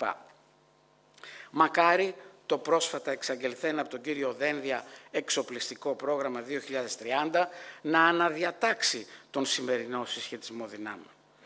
Οφείλουμε όμως να συνειδητοποιήσουμε ότι για να αποτραπεί ο αντίπαλος από τα σχέδιά του είναι θεμελιώδες, πέρα από τους κατάλληλους εξοπλισμούς, να εκπέμπεται από την ηγεσία και ιδέουσα αποφασιστικότητα. Και σημειώνω συναφώς το εντυπωσιακό γεγονός ότι κατά την παρουσίαση του νέου εξοπλιστικού προγράμματος από τον Πρωθυπουργό στη Βουλή, η λέξη Τουρκία απουσιάζει. Δεύτερο θέμα. Με αποκλειστικό οδηγό του διεθνές δίκαιο, η διπλωματία μας ξέχασε να διαπραγματεύεται. Έχει εγκλωβιστεί στην απατηλή βεβαιότητα περί απόλυτης ισχύως του διεθνούς δικαίου ως εργαλείου που από μόνο του θα εξασφαλίσει, εν είδη Άι Βασίλη από την Καμινάδα, την ανατροπή των τουρκικών τετελεσμένων και την τιμωρία των παραβατών.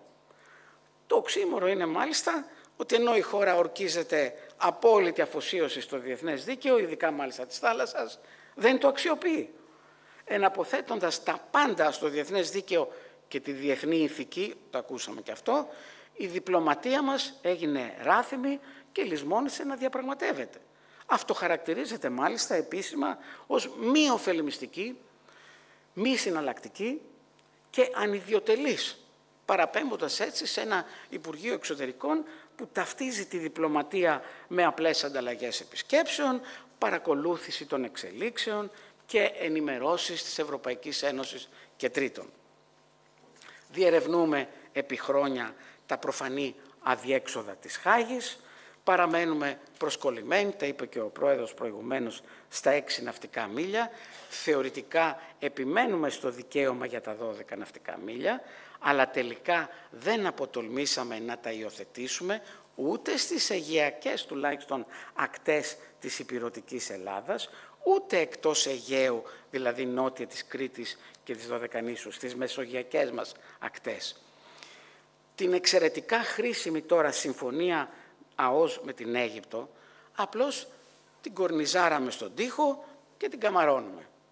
Ενώ δηλαδή ορθά δρομολογούμε επιτέλους έρευνες για υδρογονάνθρακες νότια της Κρήτης σε, προσέξτε, μη οριοθετημένη ΑΟΣ, δεν χαράξαμε επί 5 ετία ούτε καν θαλασσοτεμάχια, το πρώτο βήμα για τις έρευνες, στην οριοθετημένη ΑΟΣ με την Αίγυπτο.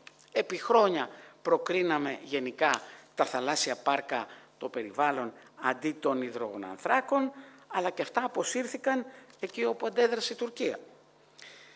Προτιμάμε τα νησάκια μας να γεμίσουν θαλασσοπούλια, αντί να επιστρέψουν εκεί οι ακρίτες που τα εγκατέλειψαν. Οι διαπραγματεύσεις, υπόθηκε και προηγουμένως, με Λιβύη, Αίγυπτο και Αλβανία πάγωσαν, ο αγωγός East Med κατέρευσε, η υπόθεση του καλωδίου καρκινοβατεί. Με απλά λόγια, έχουμε κατά τα φαινόμενα σιωπηρά παραιτηθεί από οποιοδήποτε δικαίωμά μας για θαλάσσιες ζώνες έξω από τα 6 ναυτικά μίλια.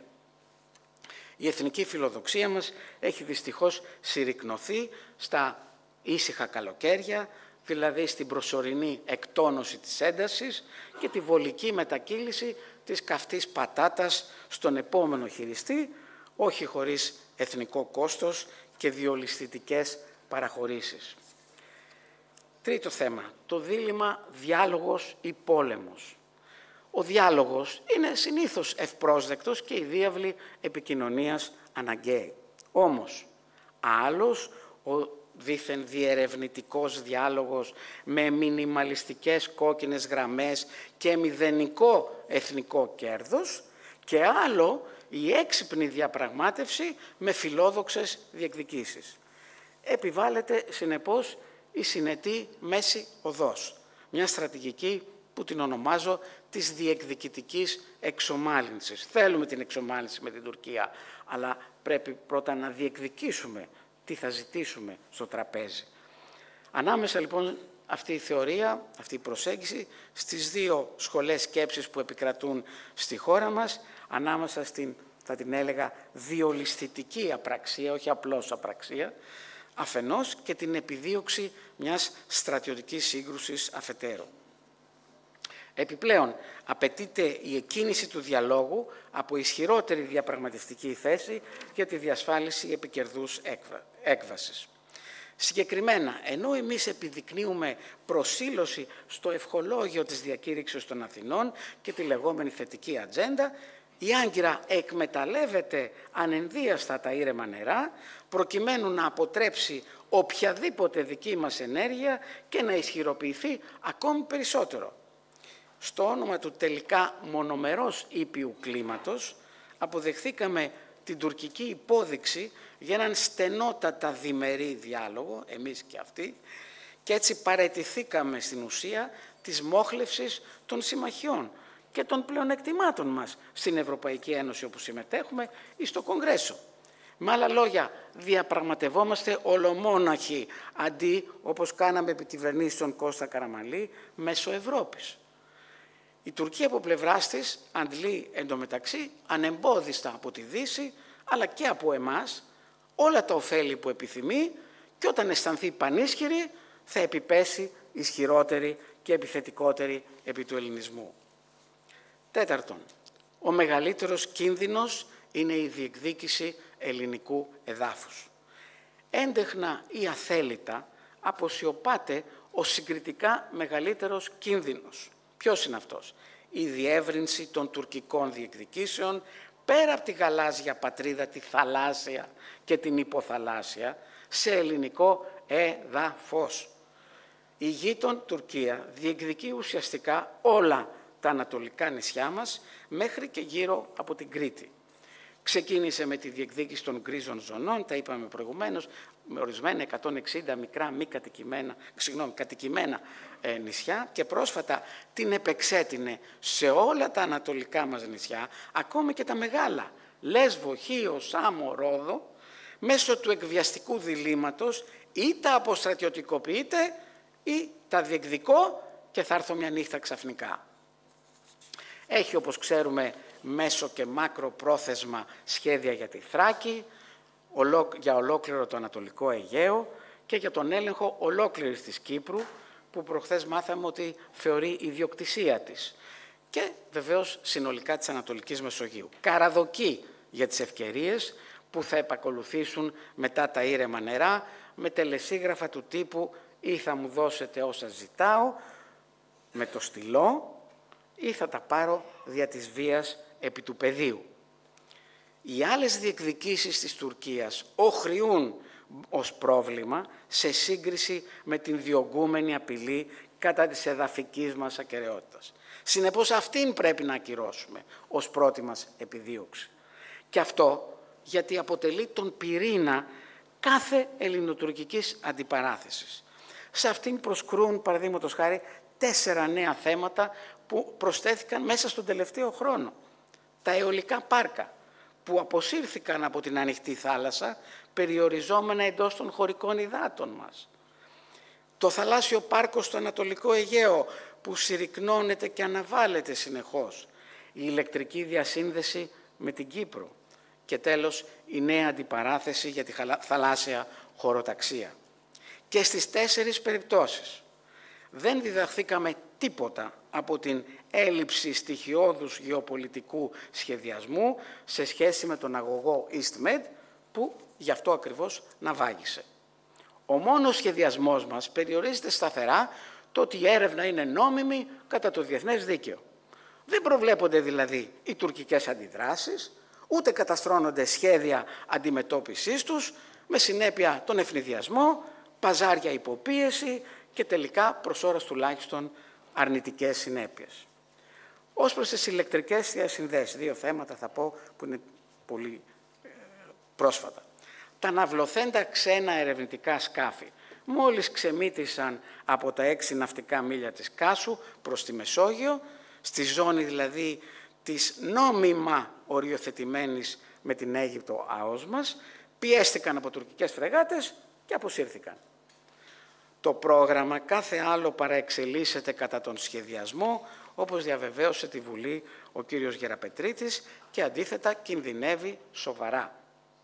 Επιπλέον, καταβλήθηκαν ήδη από το ελληνικό δημόσιο αρκετά εκατομμύρια ευρώ, με περισσότερα να υπαπειλούνται, προς τη γαλλική εταιρεία Nexans για τους μήνες που τα σκάφη παρέμειναν άπραγα μετά το επεισόδιο της Κάσου, δεμένα στα ελληνικά λιμάνια, από τα οποία μάλιστα έχουν αποχωρήσει. Επισημαίνεται ότι σε περίπτωση που άμεσα ή έμεσα γίνει αποδεκτή η τουρκική άποψη, θα απαιτηθεί τουρκική αδειοδότηση και, προσέξτε, για την ηλεκτρική διασύνδεση που σχεδιάζει ο ΑΔΜΙΕ ανάμεσα στην ηπειρωτική χώρα και τα νησιά του Ανατολικού Αιγαίου, αλλά και μεταξύ των νησιών, των ίδιων αυτών των νησιών. Ως προς το θαλάσσιο χωροταξικό σχεδιασμό, 2 λόγια. Μετά από τεράστιες καθυστερήσεις και την εθνικά υποτιμητική καταδίκη του Δικαστηρίου της Ευρωπαϊκής Ένωσης, το επιτελικό κράτος έστρεξε επιτέλους να καταθέσει τον εθνικό θαλάσσιο χωροταξικό σχεδιασμό. Χωρίς αμφιβολία πραγματοποιήθηκε ένα θετικό βήμα μπροστά. Το ζήτημα βέβαια είναι αν τα επόμενα βήματα θα γίνουν και αυτά προς τα μπρος ή προς τα πίσω. Σημαντικότερο θετικό στοιχείο είναι, κατά τη γνώμη μου, η επαναφορά έστω έμεσα και μερικώς του χάρτη της Σεβίλης, είναι εδώ με το πράσινο, που αποδίδει στην Ελλάδα 500.000 τετραγωνικά χιλιόμετρα, δηλαδή 4 φορές μεγαλύτερη έκταση από τη χώρα μας. Υπενθυμίζεται ότι ο χάρτης αυτός εκπονήθηκε κατά παραγγελία της Ευρωπαϊκής Ένωσης και άτυπα συνιστούσε την επίσημη τη θέση μας μέχρι και την κρίση του 2020 με το Roots Race. Πολεμήθηκε λυσαλέα από την Τουρκία, που για την έναρξη ενός ελληνοτουρκικού διαλόγου έθετε ως προαπαιτούμενο την απόρριψή του από τη χώρα μας. Και ως εκ θαύματος η κρίση έληξε και επιστρέψαμε στον διερευνητικό διάλογο το 2021, αφού όμως πρώτα η Αθήνα με επίσημη επιστολή της στον ΟΗΕ αποκήρυξε τον χάρτη ως ιδιωτικό. Στα θετικά επίσης συμπεριλαμβάνω την ορθή απεικόνιση του χάρτη της Συμφωνίας Κώστα Καραμαλή Σαλή Μπερίσα το 2009 για οριοθέτηση ΑΟΣ με την Αλβανία, επιβεβαιώνοντας έτσι ότι για εμάς ισχύει ανεξάρτητα από τις ακροβασίες του κυρίου Ράμα. Τέλος, θεωρώ τον χάρτη βήμα προόδου, αφού επιτέλους η χώρα μας αποκτά, έστω και υποτονικά, με άστοχες διαβεβαιώσεις προς την Άγκυρα, διεκδικητικές θέσεις ως προς την οριοθέτηση των θαλασσίων ζωνών. Επομένως, φαίνεται να εγκαταλείπει την τρέχουσα πρακτική να προσέρχεται κατά παγκόσμια πρωτοτυπία σε διάλογο χωρίς θέσεις και χάρτη. Όμως ο χωροταξικός σχεδιασμός και ο χάρτης που τον συνοδεύει παρουσιάζουν και σημαντικά προβλήματα. Από χωροταξική άποψη είναι εξαιρετικά ελλειπής. Υποβλήθηκε στην Κομισιόν ένα χωροταξικό σχέδιο ουσιαστικά μόνο για το Βόρειο Αιγαίο και για καμία άλλη θαλάσσια περιοχή, υποπεριοχή.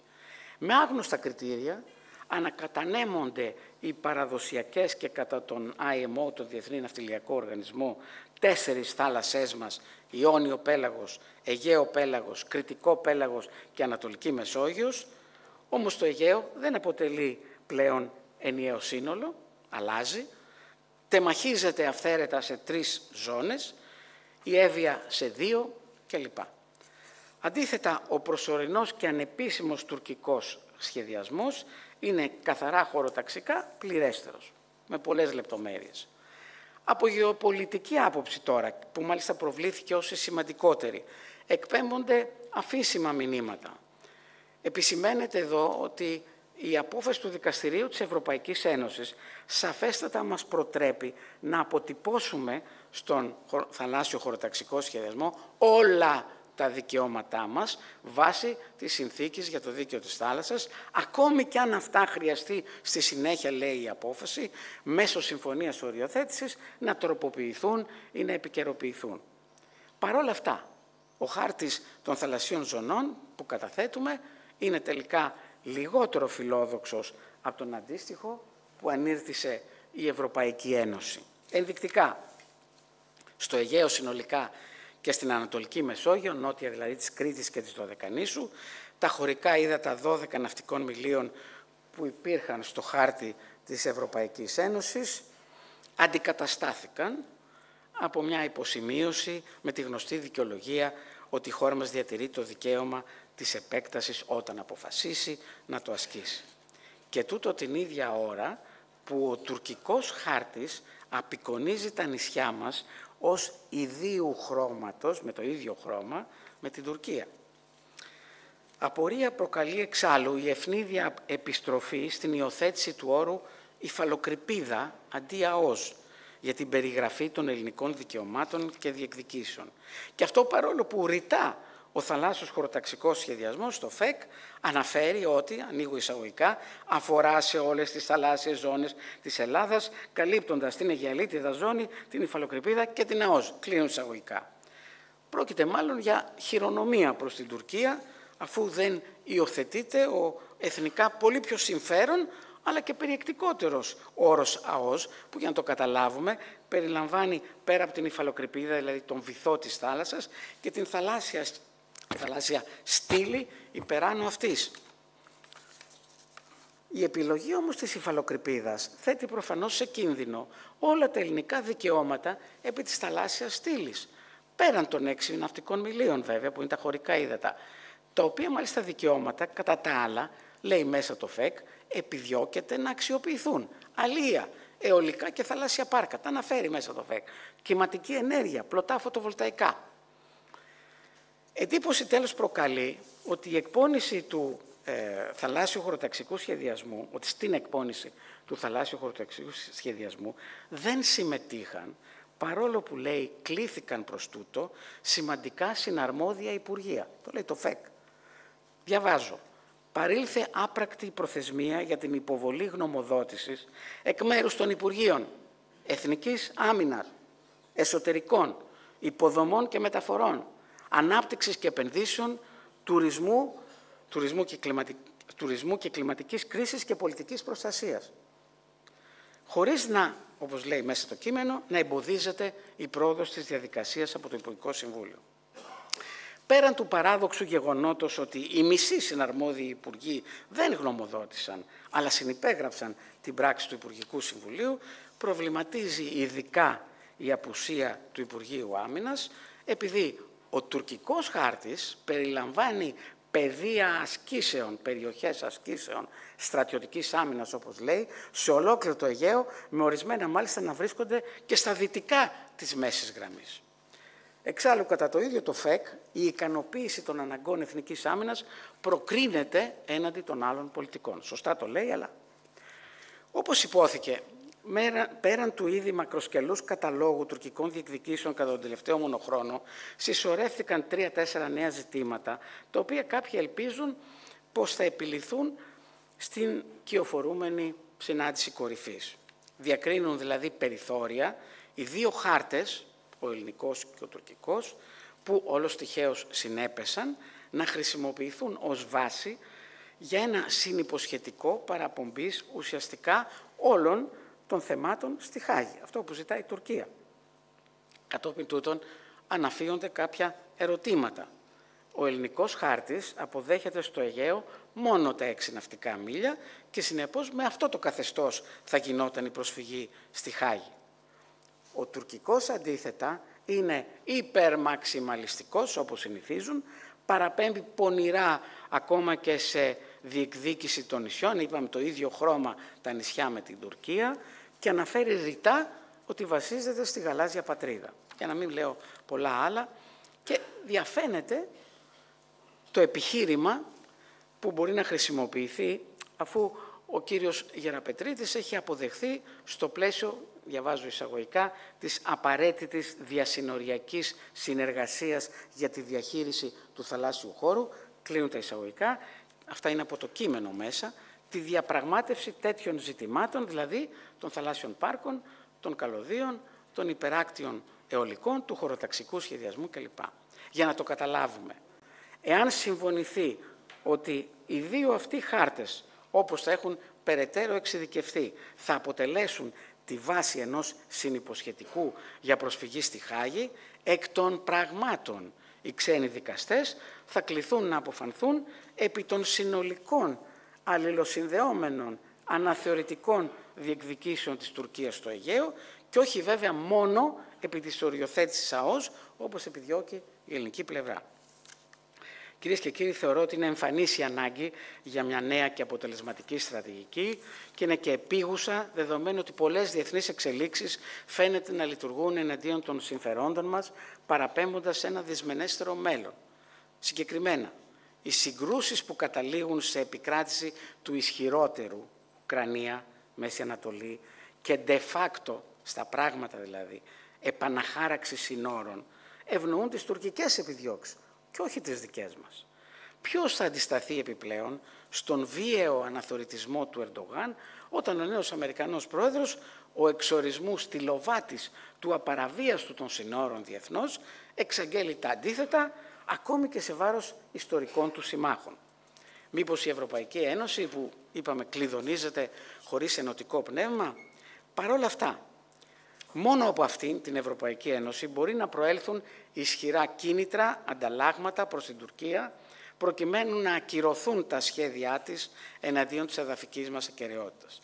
Είναι μάλιστα ιδιαίτερα ανησυχητικό για μένα ότι δεν μας απασχολεί η ειδική σχέση Ευρωπαϊκής Ένωσης-Τουρκίας, την οποία οι περισσότεροι μάλιστα συγχέουν με την πορεία πλήρους ένταξης που ακολουθούσαμε τα παλαιότερα χρόνια. Η ευρωτουρκική αυτή ειδική σχέση à la carte εξελίσσεται αθόρυβα και παρασκηνιακά με τρόπο καταστροφικό, δηλαδή στα μέτρα ακριβώς της Άγκυρας και των άλλων Ευρωπαίων, αλλά όχι στα δικά μας μέτρα.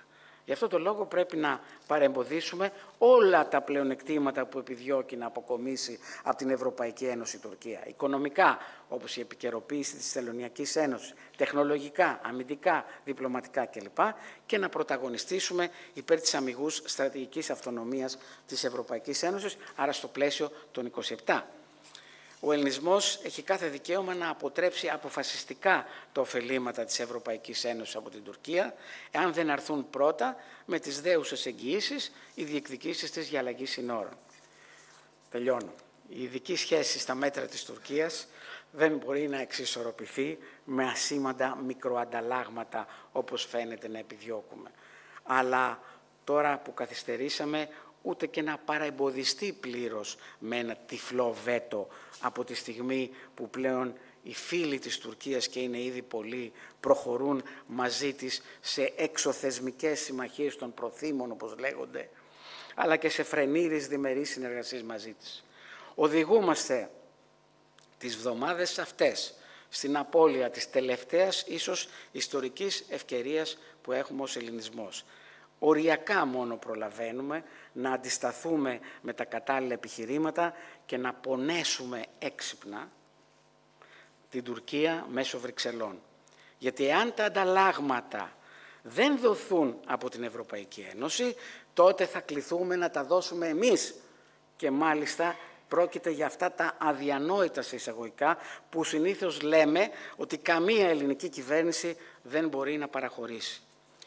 Η ώρα είναι λοιπόν τώρα που επιχειρεί να ανοίξει την Ευρωπαϊκή Κερκόπορτα, τη στιγμή μάλιστα που προκαλεί κάποιες ανησυχίες με τα αυταρχικά πραξικοπήματα όπως η φυλάκιση του κυρίου Ημάμποουλου. Συμπερασματικά, απέναντι σε μια Τουρκία που πλέον εποφθαλμιά ελληνικά εδάφη και γιγαντώνεται, δεν διαθέτουμε άλλα περιθώρια εφησυχασμού, απώλειας ευκαιριών ή αδικαιολόγητων αναβολών, με την ψευδαίσθηση ότι κάποτε μόνη της ή υποδιεθνή πίεση θα παραιτηθεί μονομερώς από τις διεκδικήσεις της, από τις παράλογες αξιώσεις της. Εάν ο ελληνισμός επιδιώκει επικερδή έξοδο από την αντιπαράθεση με την Τουρκία, τότε η υιοθέτηση μιας νέας, φιλόδοξης και έξυπνα διεκδικητικής στρατηγικής είναι μονόδρομος. Σας ευχαριστώ όλους.